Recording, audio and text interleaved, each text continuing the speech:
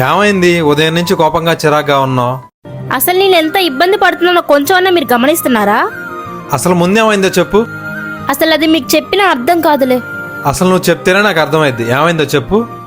ప్రతిరోజు నా జుట్టు ఊడిపోవటం, బయటికి వెళ్ళాలన్నా, ఫోటోలు దిగాలన్నా, అద్దంలో నన్ను నేను చూసుకోవాలన్నా చాలా బాధగా ఉంది. దానికి నేనేం చేయగలను? బాధపడే బదులు నువ్వే ఒక సొల్యూషన్ ఎత్తుకోవచ్చు కదా.